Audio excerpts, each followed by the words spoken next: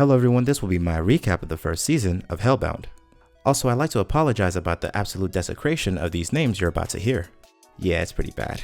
Alright, let's go. The first season of Hellbound feels like it could be 2 seasons, so I'm going to break this video up as such. There's about 5 people in the first part that you should remember. There's Min Hae-jin, the lawyer, Jeong Jin-soo, otherwise known as the Prophet, and for now Jin Kyung-hoon, or Detective K because I can't pronounce his name. Anyways, this is basically how it happens. Jin-soo, aka the Prophet, gets what he calls a decree by this ethereal being. The decree claims that he will die 20 years from this day, and also that he is bound for hell. Oh my god, that's why they call it that. So from that day forward, the Prophet started acting, well, like a prophet, trying to draw more people into his new religion called the New Truth. At first, nobody really cared. But about 20 years later, more people started getting the decree, which can range anywhere from a few days to a few seconds. Yes, it's very odd that the Prophet is the only one to get a 20-year decree. When your time from the decree is up, these 3 executioners would pop up, beat you to a pulp, and then burn your body to a crisp. They then disappear just as mysteriously as they showed up.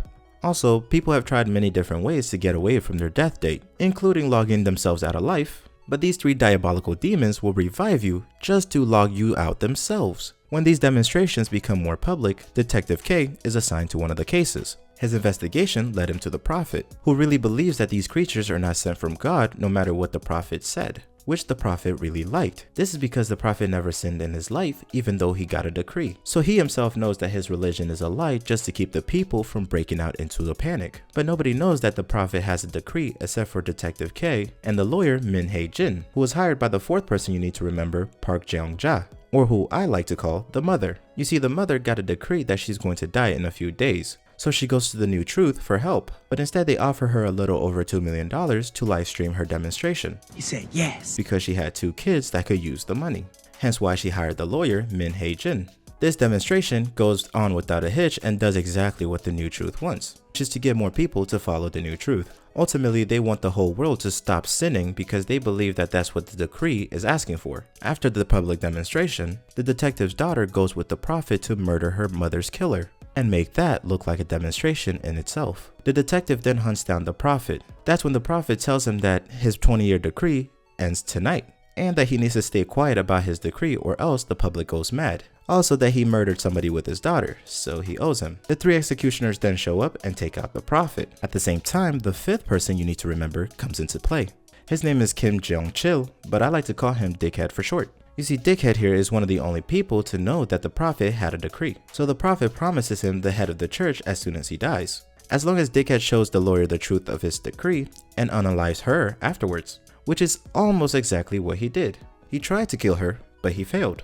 That brings us to what I like to call Season 1 Part 2. You see, Part 2 takes place 4 years after the end of Part 1, and we followed this guy by the name of Bae Young-jae. You don't really need to know much about Young-jae here. All you need to know is that his wife just gave birth to their newborn son, and this newborn son received a decree for 3 days. This leads Young-jae to find the lawyer Min Hae-jin, who has been helping people who received a decree disappear and die without the church or anyone else finding out, because the church now likes to publicly broadcast every demonstration, and it's very hard to oppose the church for 2 main reasons.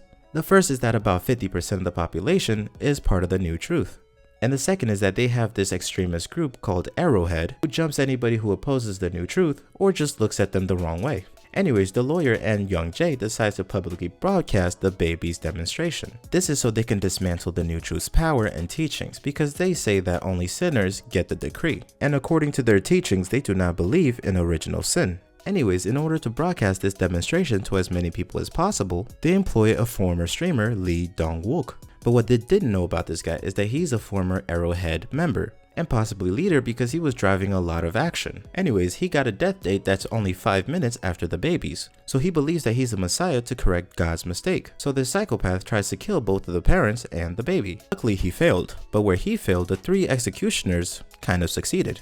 You see, instead of just letting the 3 executioners claim the baby, Young-jae and his wife fought and gave up their life to protect their baby. And it worked, and the baby became the only one to survive past the death date. I'm not sure what actually made it to the general public because most of the demonstration was recorded on public cell phones. That being said, the psychopath was killed by the executioners 5 minutes later, and the lawyer walks away with the baby to safety. The season then ends with the biggest plot twist of all. We see Park Jong-ja, aka the mother, reviving from ashes. I have so many questions for her. But yeah, I hope I answered all of your questions, but if I didn't, be sure to leave a comment. I read them all. Also, if you like that video and want to see more like it, leave a like and subscribe. I really appreciate it. And YouTube thinks you'll like this video right here. That's it.